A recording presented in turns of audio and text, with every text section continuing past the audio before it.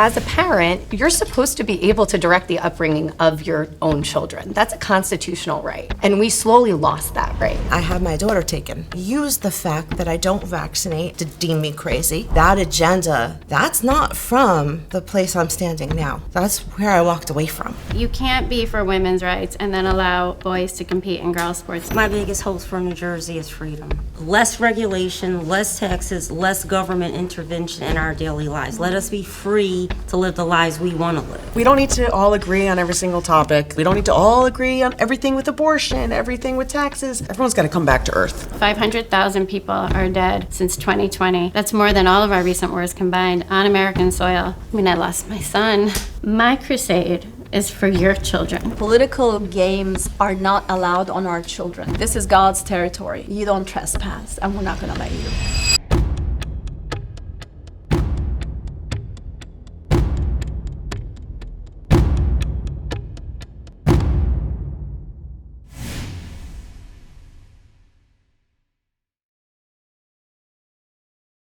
Sitting today with moms from New Jersey all across. Some moms walked away, some moms didn't walk away, but we're here today to have a conversation about the issues that are really weighing on the hearts and minds of parents in New Jersey. And, going forward, we have a governor's race in New Jersey in 2025.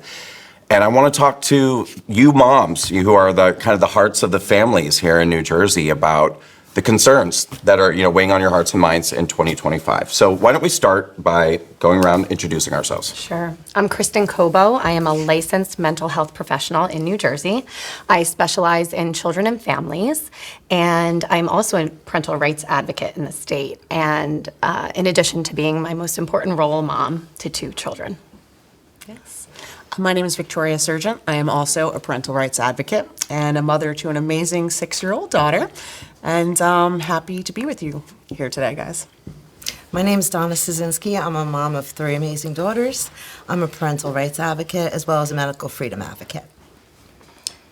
My name is Stephanie Black. I work as a regulatory tax accountant. I'm an elected Republican committee woman of 13 years now, and I'm the mother of an adult biologist and a bonus son who is a U.S. Air Force mechanic. I'm Pomeras Story. I'm a homeschooling mom of 2 girls, and I come from the pharmaceutical and chemical industries, turned all crunchy in my later life. And my name is Ann Funder, and I am also a parental advocate and a mother of 4, a 9-year-old, a 13-year-old, a 15-year-old, and a forever 15-year-old who passed away from the fentanyl open border crisis. So several of you, when making introductions, referred to yourselves as parental rights advocates. That's interesting because I don't even know if that's a term we would have used 10, 15, maybe plus years ago. Why do we need parental rights advocates today? Our rights weren't really being attacked 10 to 15 years ago like they are today. Right. Tell me about it. Schools are separating parents from their children when it comes to the most important decisions going on in their children's lives. Things like Policy 5756, you might know it as the transgender policy in New Jersey. Describe it. They have it so currently, and obviously a lot of school boards and districts are pushing back, but they want to, if the child decides that they identify as a different gender, a little boy wants to start playing on the girls' swim team, they will not tell the parents. They will keep 2 different sets of records, 2 different, they start school the first day, and they'll ask their preferred pronouns, which, so they ask their pronouns, obviously, that's not my thing, but that in itself I don't find to be offensive. The problem is when they ask, can we tell your parents that we're using these pronouns? Parents have always been involved. I get regular contact from my kindergartner's teachers, and they let you know if your child's upset because she didn't like her apple this afternoon. But if my child wants to start, referring to herself as a boy and using the boys', bathroom, they're not going to tell me, which is wild. And I don't believe this was really something anyone talked about 10 or 15 years ago. Right, and I think that what we saw was the slow slow, gradual stripping of our parental autonomy. And where normally as a mother, you would be in the driver's seat and you would be dictating how things happened and unfolded in your child's lives or children's lives. And what we saw during COVID was that we no longer got to choose. We didn't have a choice anymore. So if we wanted our children to be educated in the public school system where our tax dollars were going, we had to mask them. I had kindergartners coming home with drool-filled masks, crying, uncomfortable. With the rashes. Right. Yes. And we had no say. It was, you put that mask on or they can't be in school. And that snowballed. We saw in New Jersey a set of comprehensive sex ed standards roll out during COVID that were so egregious, essentially pushing these sexual concepts and gender ideology down into elementary. And as a parent, you're supposed to be able to direct the upbringing of your own children. That's a constitutional right. And we slowly lost that right when they said, no, this is going to be implemented, and under the DEI umbrella, you are not able to opt your child out of concepts such as gender ideology. And those ideas were implemented as young as kindergarten. It's audacious. Yeah. I mean, the state really making a decision that they know better what to talk to your children about than the mothers do. Donna, you refer to yourself as a parental rights advocate. Yes, one of my daughters came home from school and she was really upset because all of her girlfriends, her little clique, wanted to be boys. Now I was a tomboy. I have a picture of myself in Little League, So I'm so grateful that I have a friend who was a psychologist for the state of New Jersey. He's a gay man. So who better to talk to and pick his brain, right? So I asked, and he said it's a new fad on TikTok. And I said, was it something darker than that? And he goes, I believe so. And then I started learning about policy 5756. And some of the materials in the school, they're so inappropriate. I carry around with me, not today, but this book that's for 8 and up, and it's absolutely disgusting, the pictures. I mean, my daughter does not, my youngest is 9.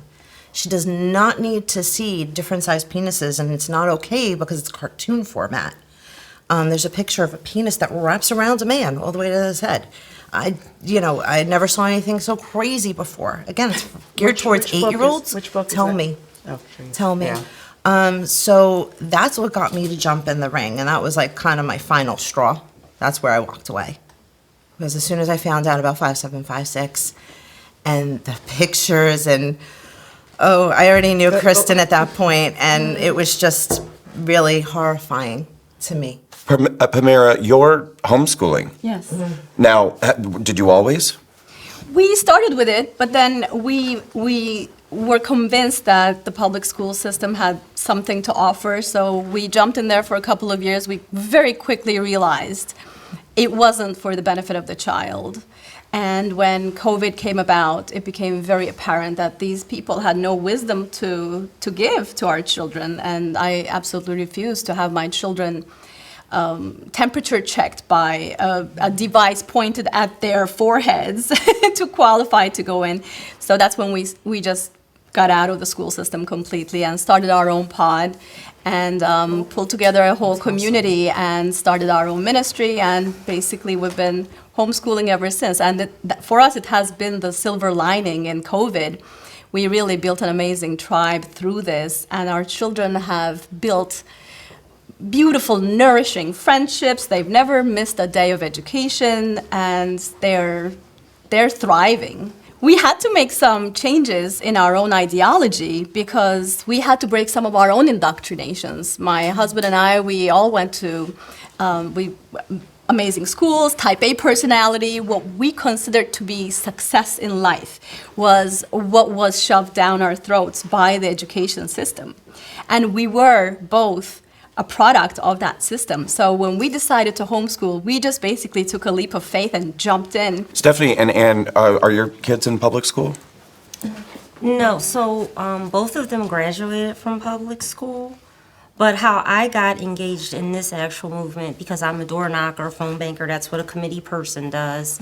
I had a candidate that had been on the Board of Ed, and she was running for a commissioner in my county. And I said, hey, I was out helping her one day at a CrossFit gym, do some campaigning. What's going on with the school system? Is this due to climate change? And I said it like that. Like why do they want all of these children to be basically sterilized? And she says, no, it's not climate change, silly. The pharmaceutical industry is funding the politicians.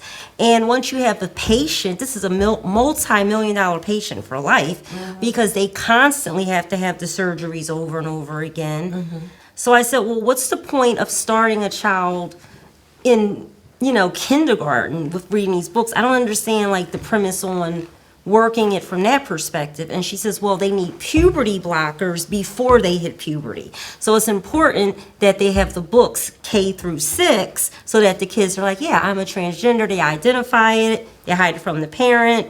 Boom, they go to middle school and they start getting the injections for, the hormone Gotta changes. plant the seed when they're young. But it's also deeper than that and bigger than that, because when we look historically at somebody like Alfred Kinsey and the Kinsey files and how SECUS, the sexual education, was developed in our country, there was the slow implementation of this concept that was formulated by a pedophile, that children are sexual beings from birth. And this comprehensive sex ed standard that was pushed and implemented in our state basically is written from those files and those Kinsey reports that are just so disgusting and criminal. And most people don't know about Alfred Kinsey. And those conversations need to take place, because when they're treating our children like they're sexual from kindergarten, we do deserve a seat at the table. We are there to protect our kids. And I think they made a big mistake because they woke the mama bears. And we're not going to back down. You cannot. There's nothing scarier than what's going on right now, the direct attack on our children, and we're not going to back down. And I think that once you see and uncover what's been implemented, you can't look away. I want to talk more about this, and I also want to talk more about the beginning of the awakening to what was going on in schools. But I want to ask you first, Anne, where do your kids go to school? How are they educated? They're Christian educated. Okay. I have chosen to keep my kids out of the public system. For these reasons? I think that's part of it. I think they're getting a better education. They actually have the science and, music and all the extracurricular activities, art, that they've really stripped away from a lot of the school systems in public school and replaced with more, I guess, of the agenda subjects. So my kids were in school in California before New Jersey, but they say what goes California, so goes New Jersey. So I can see what's coming down the pike here. In California, they had stripped us of our even religious rights of being able to send our kids to school unvaccinated. That was a big one for me because my family has a history of vaccine reactions, including my son. And when I did try to vaccinate, so that was a big one. So I chose to go to private school. Then California implemented no vaccine. You weren't able to opt out in private school either, and now they're going after the homeschool parents. So I, thankfully now that's going to be a thing of the past because President Trump has actually signed something saying that they can't do that. But when I came to New Jersey, I just saw all the same problems. I saw a lot of the parental rights. Actually, it was really seemed like it was a little bit more crazy here. And so I just said, you know what, we're going to go to private school.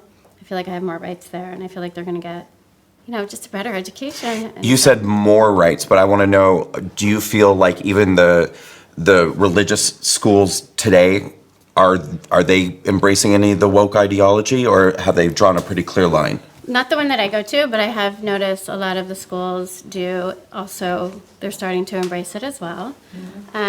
So it's all over. Yeah, it is. It's all over. It is. But the school that I go to is pretty protective of that. And so it's, I drive a half hour to go to that school every day because I couldn't find one closer that I felt that my kids would be protected. I want to ask, did any of you start to notice these things before COVID, or was COVID the big wake-up call? Yeah, when I became a parental rights advocate was actually pre-COVID, when they tried to take away the religious exemption to mandatory vaccinations for children to attend school. And we started going to Trenton, started meeting with legislators, and started becoming engaged in the political process, which previously I was a little bit oblivious to. And I was in La La Land. I was pretty naive, actually. And once we got into the thick of it, we realized that a lot of legislators were actually not at all interested in the facts or the truth or the Constitution or our bodily integrity, autonomy, birthrights, God-given rights, these things that we are born with that no other man can take away from us.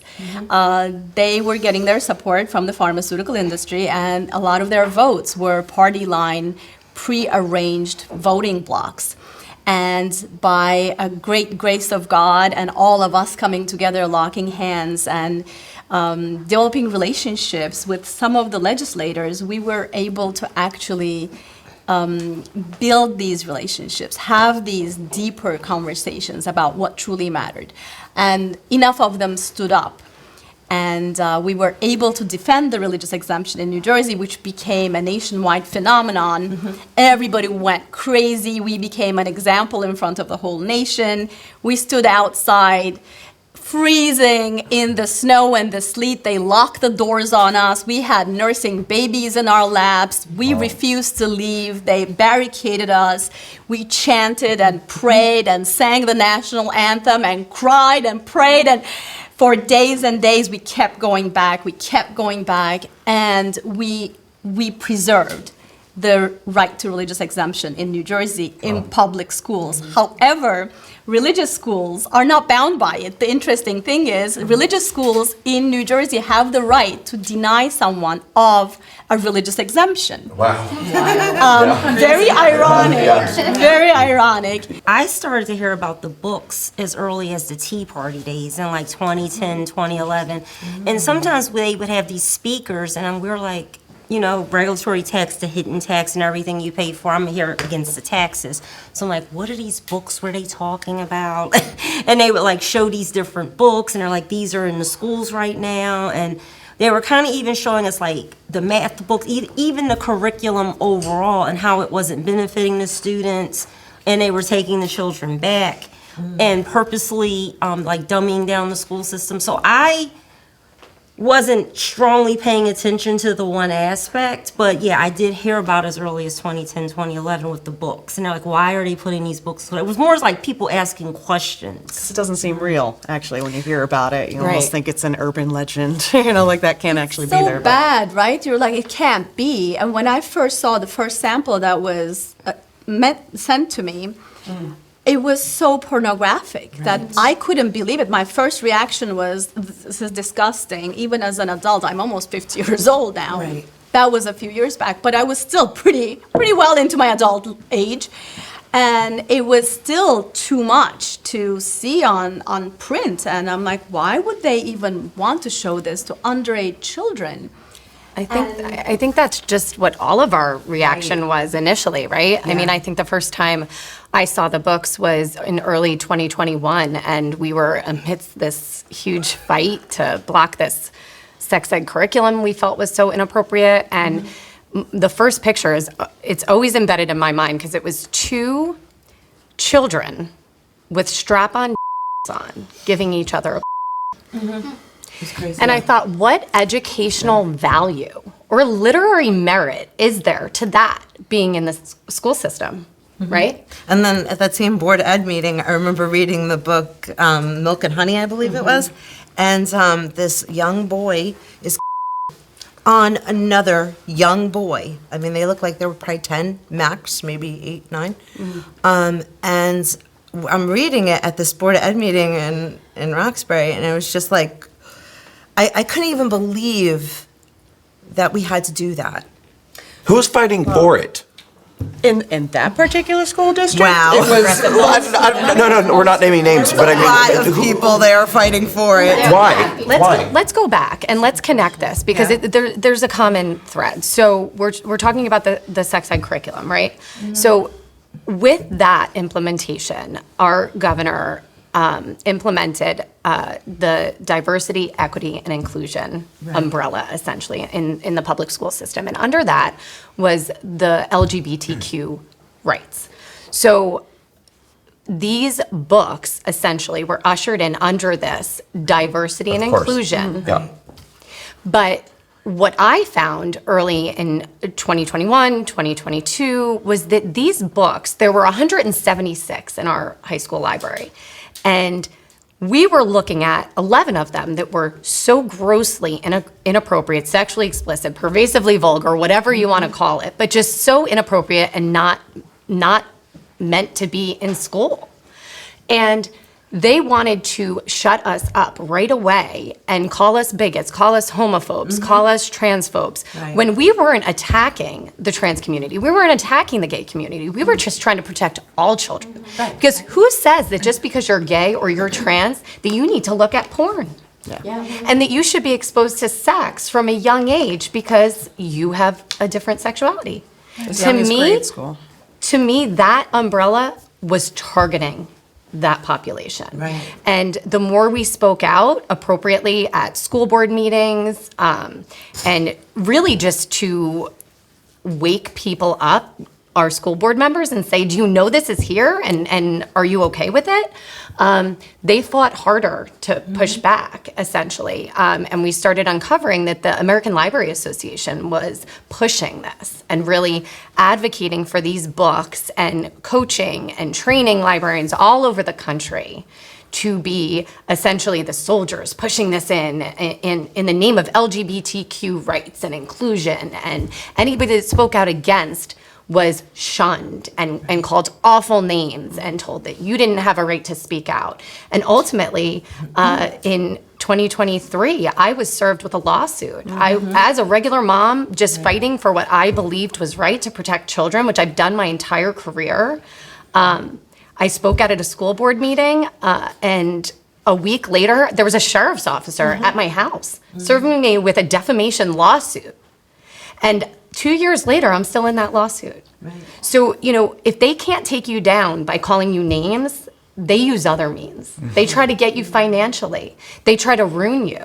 And I will tell you that my life was turned upside down, but I will never back down from protecting children. I believe so fully and wholly in what we're doing here, and this is bigger than just us. And I think that we need to just build on that strength and know that, so many have walked away from that mindset because it's not about inclusion. It's not about inclusion. It's about doing what's right and protecting children. So if they want to call it what they do, whatever. Call it whatever you want to. It doesn't make it real. It doesn't make it true. I'm glad you made that point because as I've heard several of you ladies talk about some of these things that are happening in the schools, the first thing I thought of was the ways in which the political left has manipulated this concept of diversity, equity, and inclusion, and basically, in many circumstances, it's a Trojan horse for them to push forward things that otherwise people wouldn't really want to embrace necessarily. Of course, on paper, we look at it and we say, well, we want to be inclusive of people. We want to be compassionate. We want to be understanding.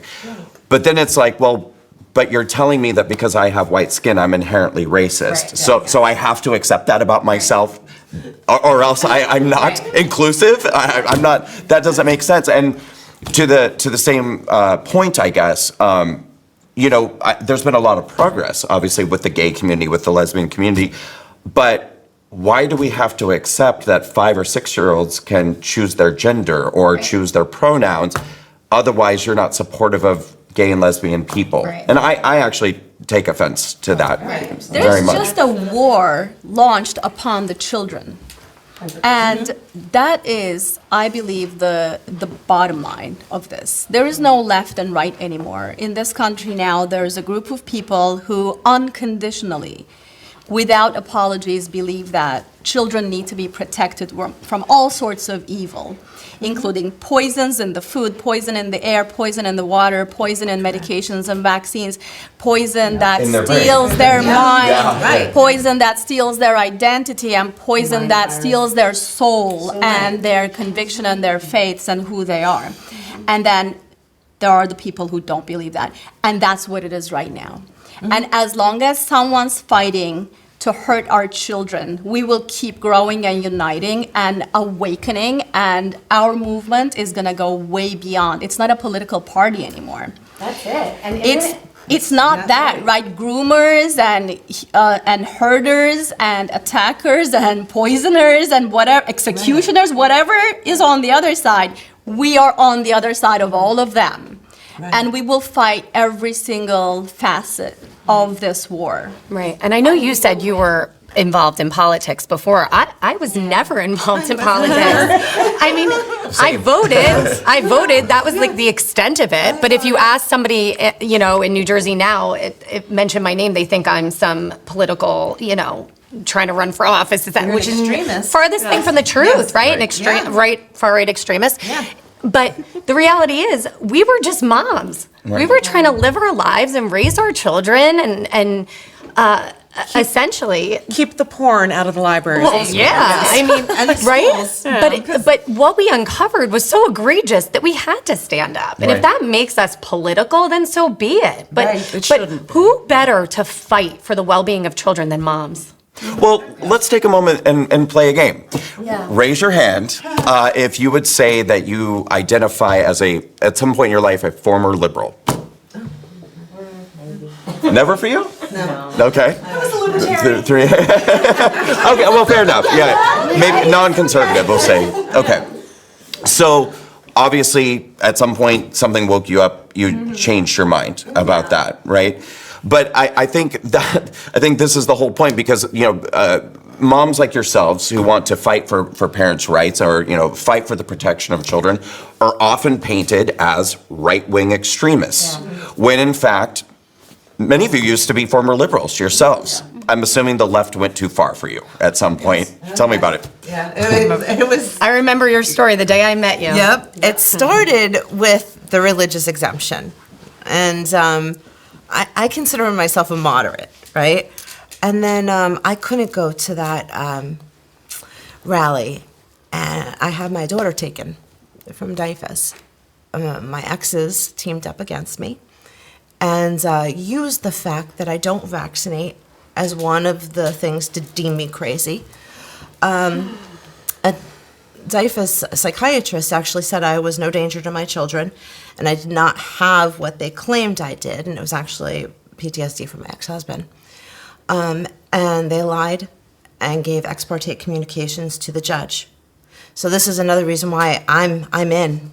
I mean, I can't ever go back, because that agenda to take away the religious exemption and deem people crazy if they want to put, you know, if they don't want to put formaldehyde and mercury and aluminum in their child and fetal cells and different animal bovins in their child, that they're crazy.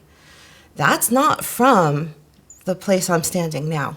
That's where I walked away from. Mm-hmm. And I thank you for giving me the space, because this is what I've been, Kristen knows me since 2021. It hurt my daughter because her case was never investigated. The abuse she alleged was never, ever looked into. And I don't know if it happened or not. And I have to, you know, I have to be kind of quiet, but I don't have to be quiet at the same time. But that's why I'm here. Your daughter's back with you now? Yes, she is, thank goodness. She's safe, she's with me. Stephanie, what was your moment? My parents met at a socialist convention. And I was raised in a socialist household in Philadelphia, and Ronnie Reagan red-pilled me on a commercial, on an ad, and we went to school, and I don't know, here it's different. So I'm from a purple state. Obviously, I'm from America. I'm not from New Jersey. And we started learning how to vote in kindergarten. You know, they started learning how to play golf in South Carolina in kindergarten. So they said, okay, we're gonna have a mock election. Your vote doesn't count, but it's private because you're only 9 years old. So I go home and my mom says, the teacher called. She's concerned about you. You're the only kid in the class that voted for Reagan. Everyone else voted for Carter. And I'm like, are you kidding me? I'm 9 years old. Yeah, number one, they said it was private. Number two, I'm 9. It doesn't even count. It's a mock election.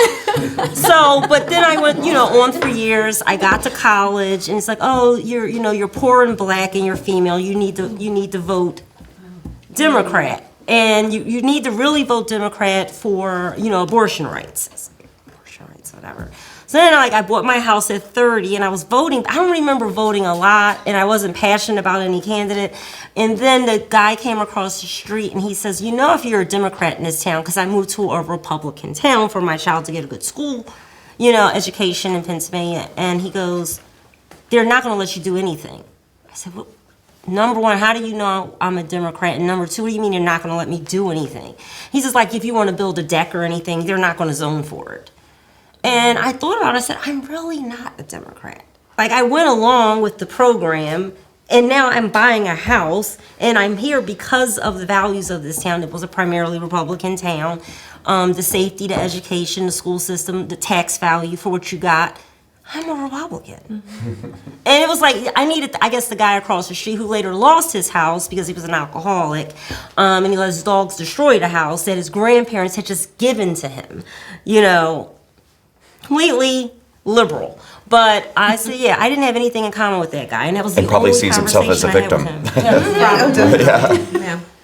But I later moved to New Jersey, and I found out you guys had 9-month abortions. And I'm like, there are 6-month limits in Pennsylvania. Why do you guys have them? And no one knew. So then I finally found a guy that was an anesthesiologist, and he says, I put kids to sleep in Newark every Saturday. They're lined around the corner. He says, we have the highest percentage of children sex trafficked in the nation per capita, and that's why we have to have third trimester abortions, because the Johns will kill them. And I was just and I was just voting for abortion for 12 years in Pennsylvania, because this is who it's for. And then I started getting into that and finding out, there's no reason to give an abortion in the third trimester. You just delivered a baby. With the technology today, it's called deliver the baby, treat the mom and or the baby who's ever sick. Let's play another game. That was a lot. That was heavy. No. Raise your hand if you voted for Kamala Harris. Raise your hand if you voted for Donald Trump. Well, I would like to hear. Did you vote?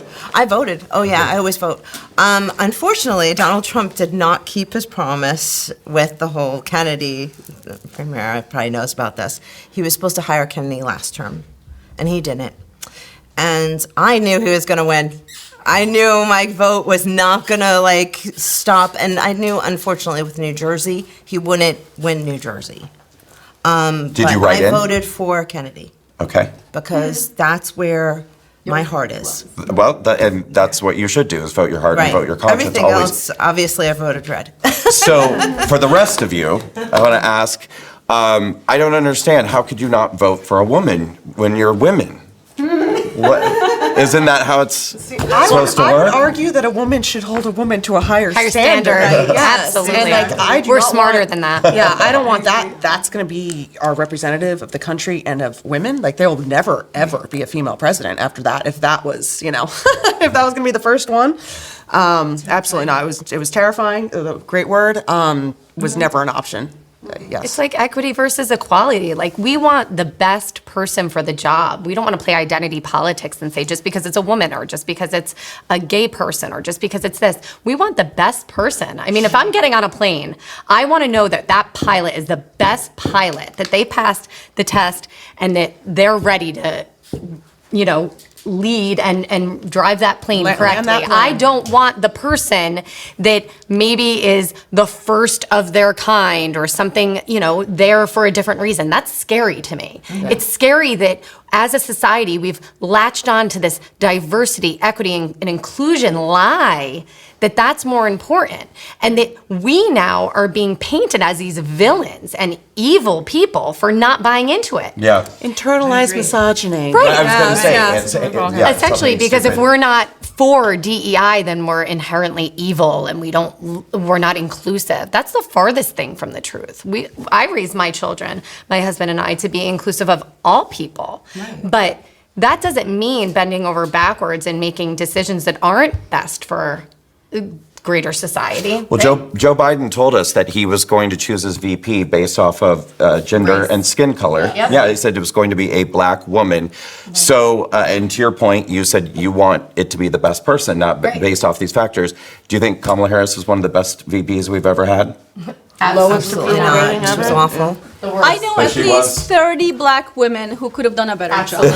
Right here in our own neighborhoods. Like, if those are the two criteria that he was going by, there were better candidates. Sure. They didn't want a better candidate, and they wanted to see how far we're willing to swallow this lie.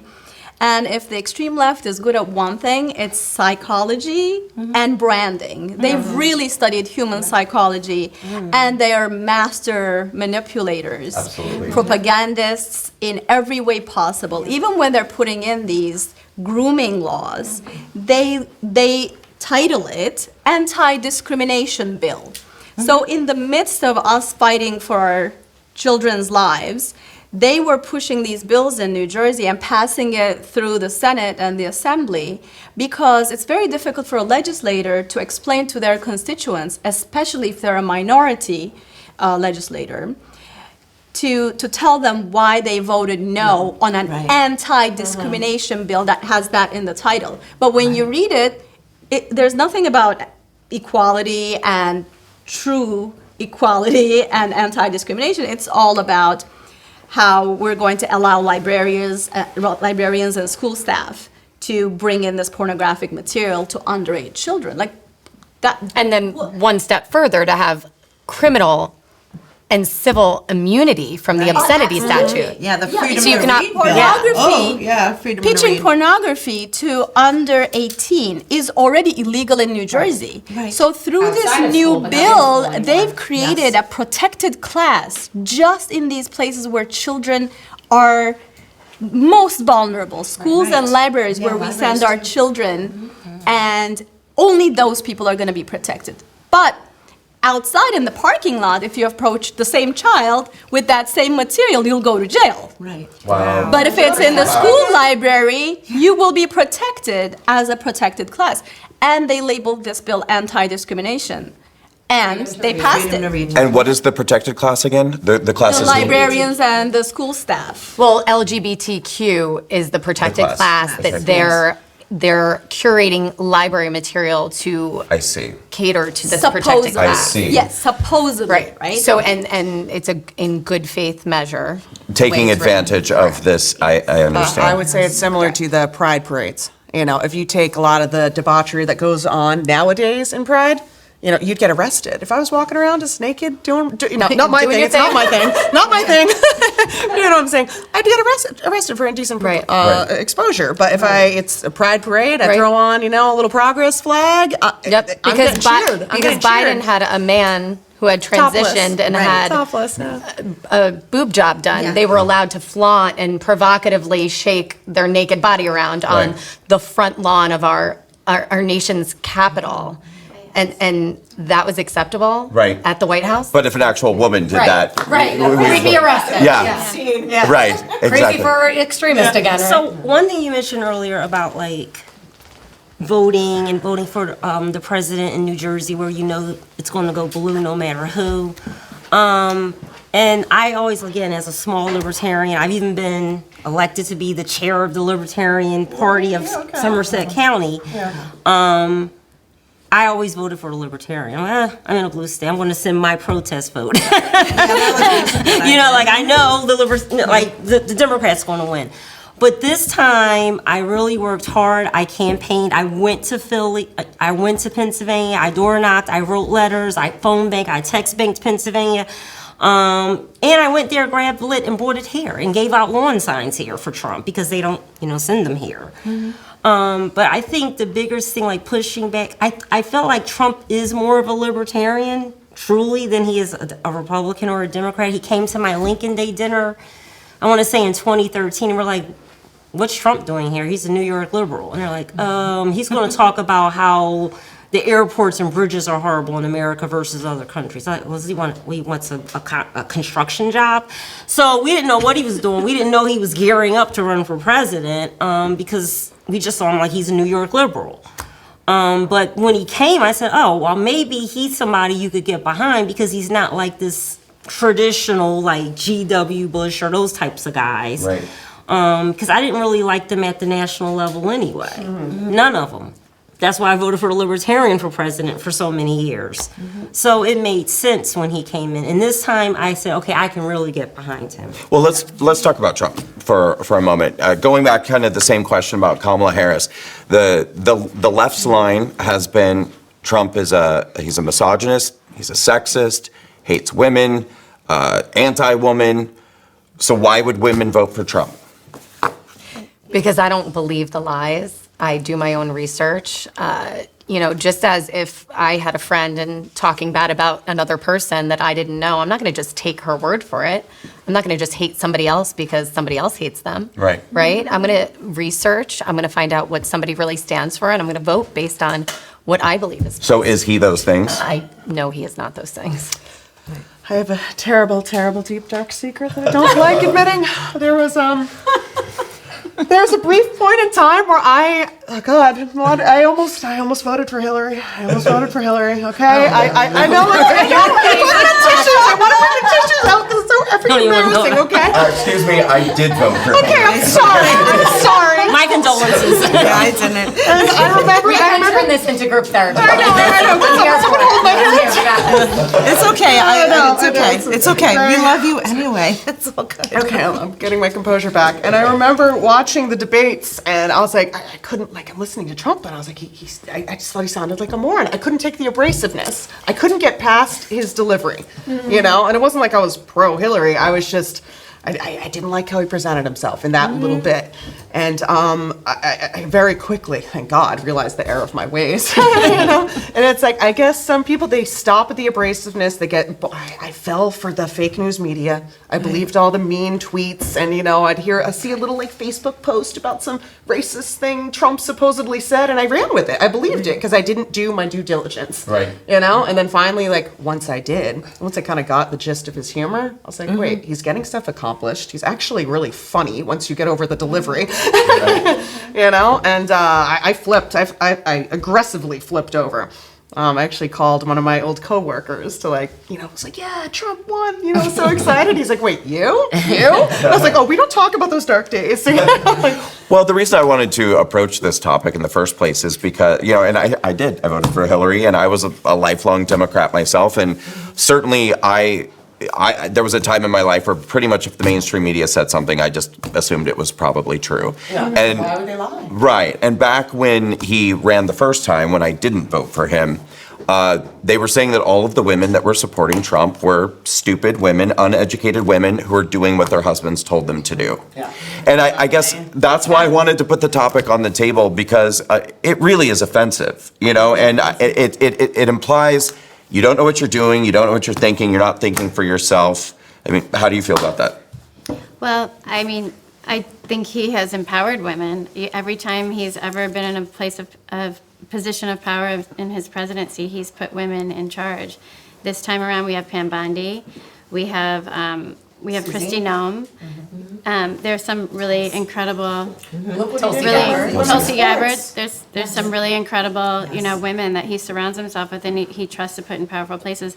Last time he had Sarah Huckabee Sanders, my favorite governor. I love her, and again, like you just said, he's protecting women by taking boys out of little girls' sports, protecting girls. And I think that's where you see a really big bridge in this whole entire fight that we're talking about, is you start to see things collide. You can't be for women's rights and then allow boys to compete in girls' sports and stuff like that, to get off subject for a second. But he's definitely protecting women. And I absolutely love him. I think he is the most phenomenal, warm-hearted. I've had the pleasure of meeting him. He's a warm-hearted man. And he's extremely caring. Yep.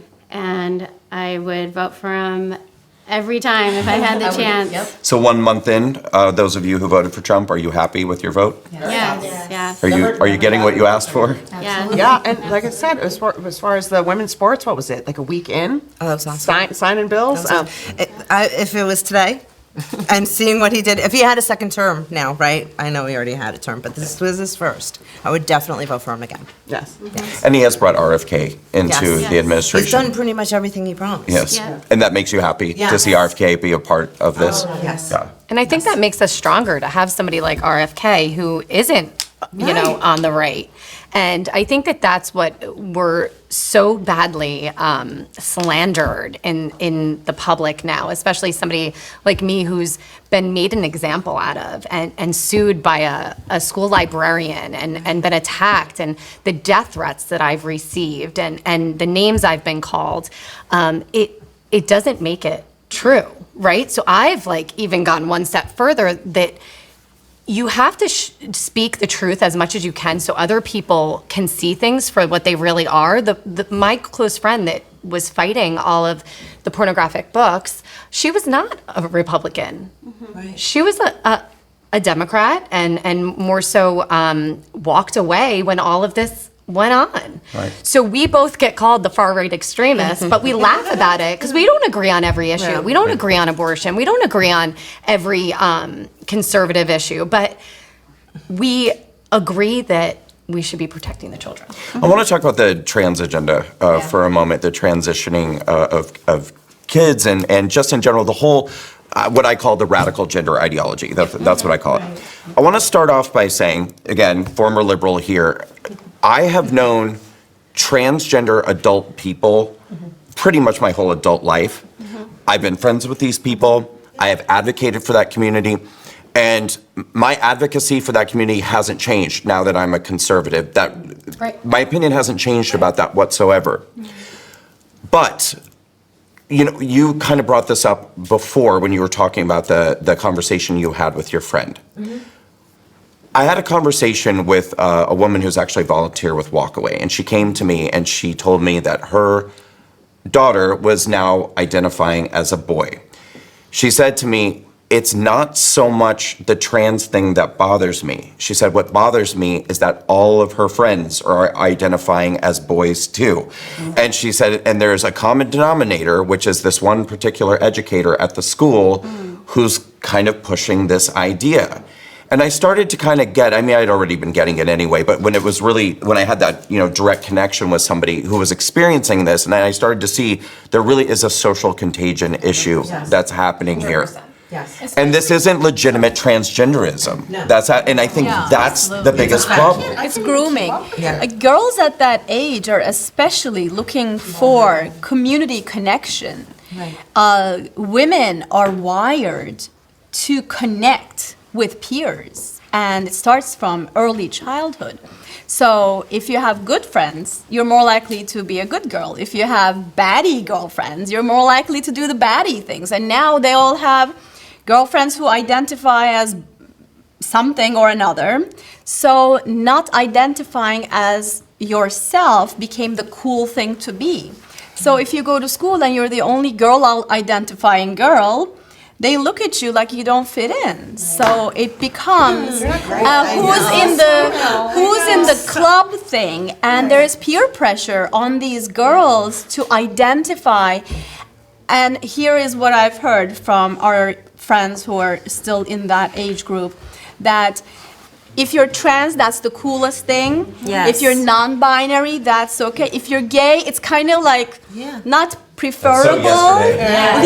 That's just so 90s. So, but then all of my gay mom friends are opposed to all of this because they're telling me, look, we had gender euphoria. We didn't know where we were fitting. We stuck with it and we went through life. And we accepted our identity as gay women, and we can still procreate. We're still mothers. We still embrace our truth, and we're accepted by society. We're married to our partners. We have a family now. Yes. And now this new generation is being stripped off of this possibility. They're being put on medication. They're being chopped up into pieces. Their body parts being cut off to put other body parts. They're going to be on antidepressants for life, millions of dollars, and lifelong pharmaceutical customers. And they most likely will not be able to be fertile through this journey anymore. If they change their minds, it's too late. And a significant number of these young teenagers who this is happening to will spend the rest of their lives asking, why didn't the adults in my life protect me? Can we play another game? Yeah. Who at this table thought that their parents understood them completely as a teenager? Right? No way. Who struggled with who am I? Right. Yes. Everybody, right? Everybody. Who you're finding your place. And what's more inclusive than this bright shiny object, right? Where there's a club and there's t-shirts Safe and you're spaces. untouchable and nobody can say anything about you or they get in trouble. It's a superpower. It It's really a is. superpower. And so much of what we talk about, Brandon, has so much goes back to your first video, which I think is the foundational video of the WalkAway movement. So many things that have been said so far. It really is, and that was such a compelling video that you put out. Thank but you. my concern with the transgender community, and at such a young age, obviously, is aside from the health problems that come with taking hormones, or God forbid, changing your body, or even, why they might be in the position that they're in. Maybe a parent is pushing them, or they're being abusers. There's Yes. many different things that now we can't even have psychologists look into what the reasoning is that there's so many kids that I feel like, maybe they're not fitting in here, maybe they're not fitting in there, and there's a whole community out there that suddenly they flip a switch and say, I want to be the other gender, and they have a massive amount of support. Exactly it comes right. up on social media. Exactly right. But at some point, there is such a huge suicide rate, and when all of that fizzles out, and they're still the same person, they're just, maybe they've done some changes, and they can't ever get back to where they were, and they haven't dealt with any of the other things, that's when the depression sets in, and that's when this is so dangerous. That's 100% accurate, and it's not a coincidence that a lot of these kids who are identifying as trans right now, you look at them and you can see by looking, this is probably not a child who was extremely popular before, maybe awkward in their body, awkward appearing, just growing up, right? But all of a sudden one day you make a proclamation, I'm not the gender that I am, and everybody cheers. And everybody wants to celebrate who you are. Who wouldn't want that feeling? Who wouldn't want that feeling? It brings it back to the parents' rights piece of this. That same friend who had the conversation with me about what was happening with her daughter who wanted to transition and the social contagion in school, she was saying to me, if I express skepticism about this, CPS might come and take my child away. Exactly. And it's not even because of opposition to trans or non-trans, it's because all of her friends are identifying as trans too, and I'm not even allowed to raise my hand and go, are you sure? Yeah. And the left completely abandoning the science, right? Because Right. our children's frontal lobes are not fully developed until you're well in your 20s. But by all means, the part of your brain that controls judgment and impulse control, we're just going to ignore that and let kids choose for themselves. I mean, everybody can attest to the fact that if we allowed our children to make life decisions for themselves, I mean, 10, 11, 12, 13 years old, we'd be in big trouble. Gosh, yeah. We'd be in big trouble. I've spent years removing tattoos that I got, and that was my early 20s. I couldn't commit to flowers, I'm getting rid of those. If I had to commit to my haircut from high school, I wouldn't be here today, okay? And my heart goes out to these parents because they're being sold a lie that would you rather have a live trans daughter or a dead son? Right. What a lie. And that parental autonomy is just being stripped, right? And the parents are being shamed. And the biggest part that's lost here, and when you think about psychosocial stages of development of a child, they need to know that you just love them, right? Unconditionally, and that you will be there no matter what difficult stage they go through until they figure out who they are. No big decisions are ever made during those teen years. You don't have to figure out who you are yet. Nobody knows. Right. And that autonomy to allow a parent to love their child through those difficult stages and moments has just been stripped. This whole expectation that we're sexualizing them at a much younger age than they are actually ready to step into that on their own. And other children are seeing this in social media. They have their idols, and maybe they don't have the maturity, but they've been exposed to it.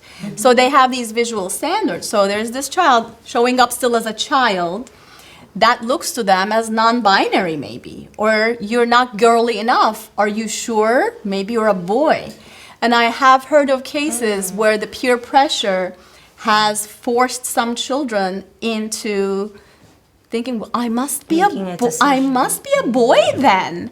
And then there's always an available adult at school to share that secret and give you another name Operative word, at, secret, at right, school secret. and not tell your parents. Yeah, I think that's where the bullies are, the teachers at parents. school and the parents. I was just going to say, the bullying comes when you teach your children there's only two genders, and immediately you are attacked. Right. Viciously attacked. And even the courts, like your child can literally be taken away. If like one of my daughters identifies as a boy, you know, And wants to take Looper on to and I can- sterilize herself for right, life. I could be taken to court, and DIFAS will fully back them. You know, and that's scary. That's terrifying as a parent. So one of the biggest issues that everyone seems to express that they've been concerned about is the border, what that's done to our country, drugs flooding into our country, the effect that this has had on families, the effect that it's had on children. We have now not just a drug crisis in this country, but we also have a fentanyl crisis, which is very different than when we were scared of things like cocaine, drugs like that. And I know that you have very close to your heart an experience with how the fentanyl crisis has affected families, has affected moms. Can you share with us what your family's gone through? So my son Weston was a really incredible kid, sports, loved to surf, he had a ton of friends. We were private school educated him, Christian school educated him, went to church. He played hockey and football, and he was just such an amazing kid. He just really beautiful. Would give the shirt off of his back if one of his friends was cold. He just was an amazing kid and lived to make people laugh. And he was a pretty strong-willed kid. I had so many conversations with him about don't ever try something that someone gives you, especially as he was getting older. But I started at a very young age educating him. So he knew that, drugs were never something that he should ever touch. But what I didn't prepare him for, which we've spoken so many times about today, is peer pressure. So we lived in Southern California. There was a group of kids that he really, gravitated to at this new school. He'd always been at the small schools, and this was a huge public school, freshman in high school. And this one group of kids, just kept gravitating around him. And there was one in particular that was always scoping him out. I found this out after he had passed away, that this one kid had kept coming around. And eventually, with all these kids around, I believe that he just wanted to fit in. They were all doing something. He had recently hurt his hand. His doctor had asked him if he needed Percocet, and I said, no, we're fine. We don't need Percocet. We've got Tylenol. You just told me that it wasn't broken. We're okay. But he had heard that word before, so when he was offered a Percocet, it was probably familiar to him, and he probably thought he can score some cool points. And so he tried whatever was given to him, and unfortunately that took his life. But I will say, One pill. it was less than one pill. It was a quarter of a pill that took his life. Yeah. So the hard thing about what we talked about grooming as well, and I'm gonna tell you what we've learned since, is that there was one kid who sought him out. These people speak your kid's language. They know who to approach. I think my son, being from a private Christian school, probably very innocent, it was a very easy target for him. All these drug dealers have to do is get your child to try fentanyl one time. And by the way, he didn't know he was trying fentanyl. He thought he was trying a Percocet, but it was nothing but blue pressed powder and sprinkled with fentanyl, excuse me. And fentanyl is an absolute poison. You need less than the nose on Lincoln's nose on a penny to kill you. And actually that amount could kill 2 people. Just the nose on the penny. So it is 2 salt grains worth and it will kill you. So that is a poison. But what we found out later is it's treated as a murder investigation because people who sell it know that it kills people.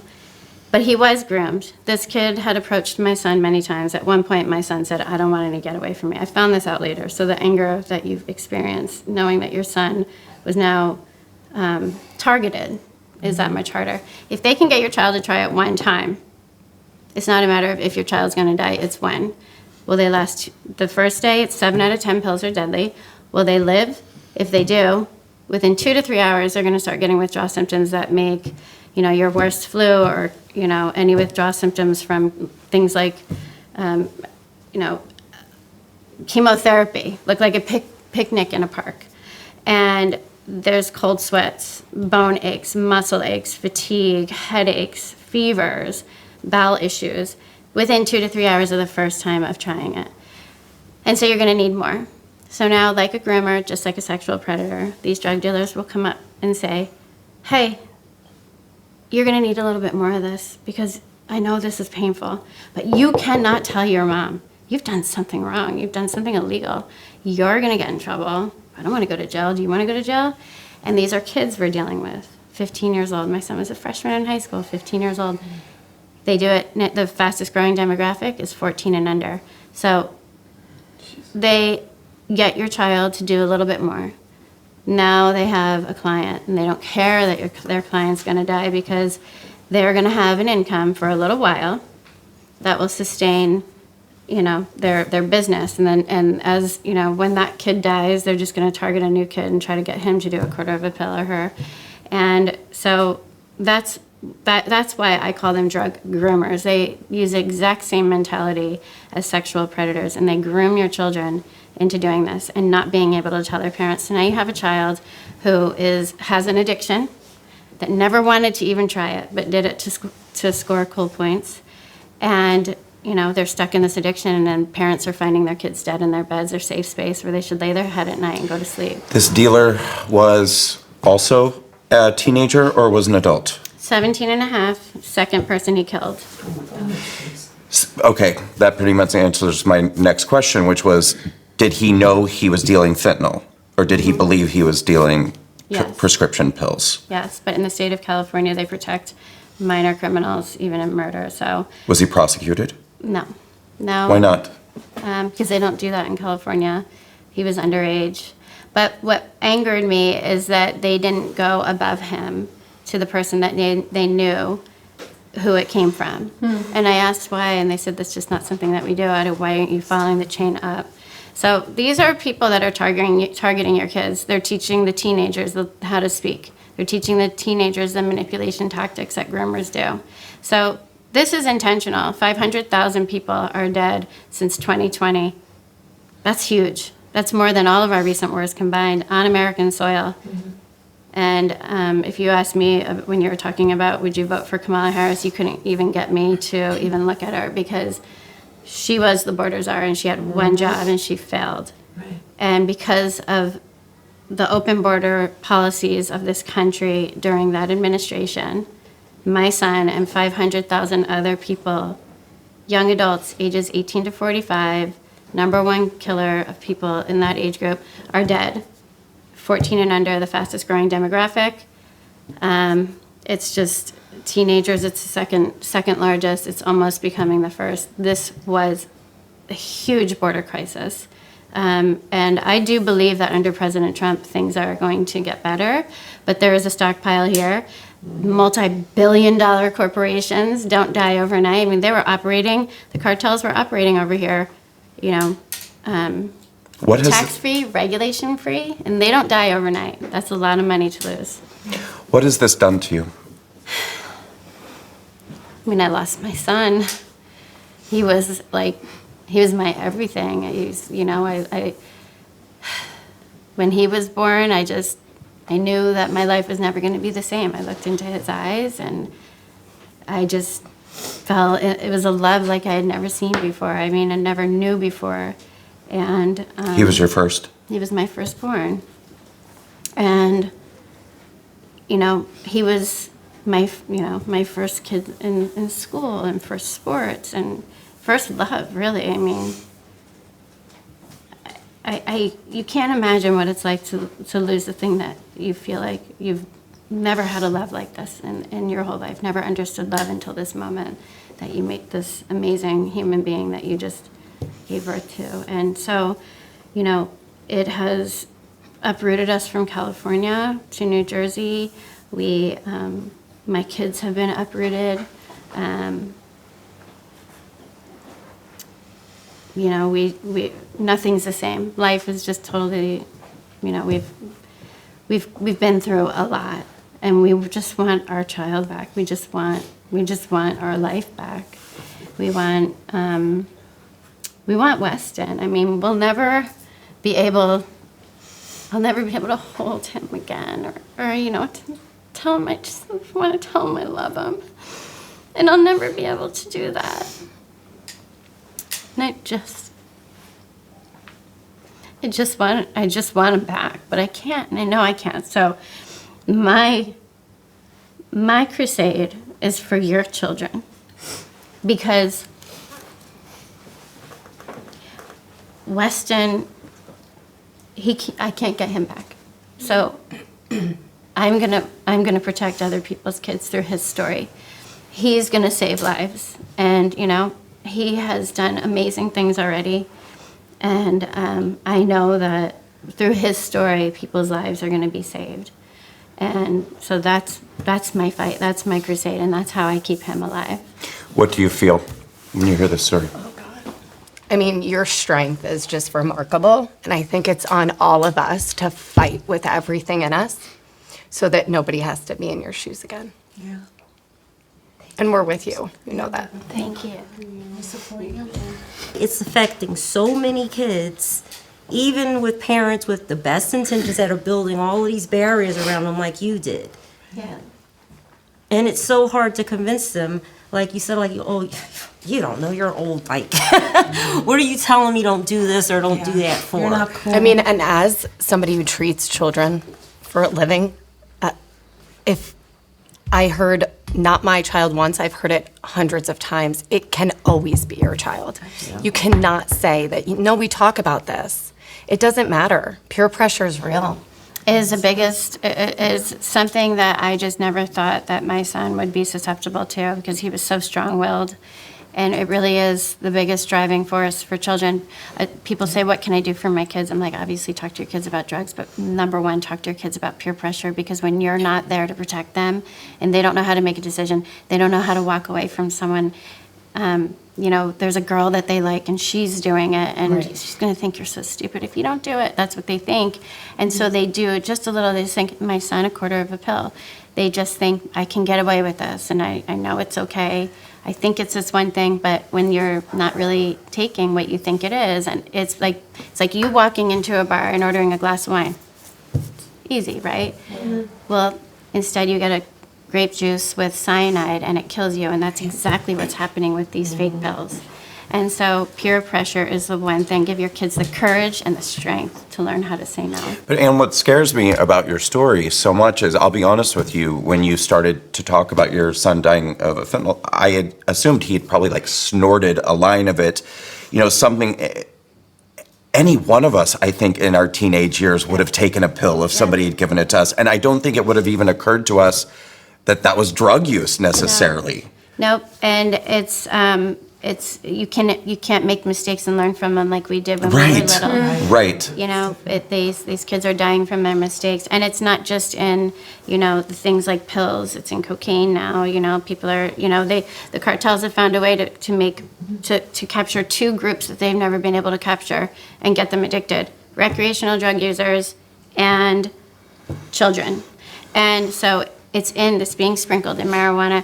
We've shut down, in California, we shut down a weed dispensary that was selling weed pens that were slightly laced with fentanyl, because the owner of the dispensary thought that maybe if they can make it a little addictive, they'll keep coming back to the dispensary. Recently, we found it in vapes. So it is, and now there's a whole, there's a lot going on, but the president has done everything that we have needed, labeled the cartels, Terrorist associations is a huge one. Closing the borders, we have seen a 98% decrease at the borders at this point. That is huge. I'm working on criminalizing the drug dealers who I call groomers. I have a groomers bill that I'm working with the Judiciary Committee on. I have one in New Jersey as well. So there's a lot of things going on, but President Trump is putting everything in the right place. He's a genius with these tariffs, things that the fentanyl community has talked about, so many things that need to be done. None of us have ever brought up tariffs. That was a huge move by him and is an incredible move. So all the right things are happening. I do believe you're going to start seeing this fade out, but cartels, these aren't like people sitting in the middle of Mexico in a field. These are people wearing business suits that have a corporation that they are running with hundreds of thousands of employees. And there are factories over in China. 150,000 people work for these factories. So this is a business, make no mistake about it. So it's not going to die easily, but it's going to happen, and President Trump was the right person to put in place. I'm very confident of that. But keep your kids safe. Don't just talk to them about drugs like I did. Talk to them about peer pressure. And run scenarios. I always tell people, run scenarios. What are you going to do when this person says this? How are you going to say no? Let's practice. Let's work on this, because that's going to save your kids' lives. Well, thanks for sharing your story, and thanks for turning your pain into advocacy, because I think you will save a lot of lives. Thank you. Thank you, Anne. So ladies, thank you so much for your thoughts today. I think we learned a lot about, what moms are going through in New Jersey, what moms are going through in America, and what the concerns are. As we close out today, I'd love to hear from each of you. What is your hope for New Jersey and going forward? For me, it's a safe New Jersey where parents are, they have the rights. I don't co-parent with the government. I think that's the biggest thing, and that hopefully that we turn things around in this state. I'd like to see some legislation about groomers, and that goes on many different levels. And I'd like to see some legislation on criminalization. For me, that's key. And I'd like to put out a program for peer pressure. So. I'd like to see all the attacks on our children stop. Being a mother is probably the most important thing in my life. My greatest privilege and duty from God and to my children. So I want to keep connecting with moms, dads throughout the state, the country, and let everyone know that political games are not allowed on our children. This is God's territory. You don't trespass, and we're not going to let you. Stephanie? My biggest hope for New Jersey is freedom. Straight out, like libertarian, more classic liberal, less regulation, less taxes, less government intervention in our daily lives. Let us be free to live the lives we want to live. Same. I would love to see freedom. I would love to see parents' rights being taken seriously. I would love to see the state agencies be regulated, with parents that have been harmed by them. I really think it's important for the fentanyl. I really think that's so important, and that's why I really think we need a very strong, I'm going to say Republican governor, but, I'm hoping somebody that's for parental rights, pro-medical freedom, and has been for a very long time. That's what I'm hoping for. For me, I'd like to see common sense brought back in Jersey. We don't need to all agree on every single topic. Like you said, we don't need to all agree on everything with abortion, everything with taxes. We can have differences of opinion. Just come back to earth, Common guys. sense. Common sense, absolutely. I mean, I'm with you, Victoria. Yes. We need to bring common sense back, and beyond that, restore parental rights. And my biggest focus is on the education system, and bringing us back to the basics. I mean, we look at New Jersey, and more than half of our kids that are in fourth grade cannot read on grade level. They can't do math on grade level. We need to start giving them the right to learn and focusing on those basic core academics that they have a right to be successful in the future. So really revamping the education system, giving teachers the ability to teach academics and bring it all back, as you said, restoring parental rights and the family system, and allowing parents to direct the upbringing of their own kids without government interference. What do you say, ladies? Should we save New Jersey? Yes. Yes. Let's do it. Let's go. Let's do it. Thanks, ladies.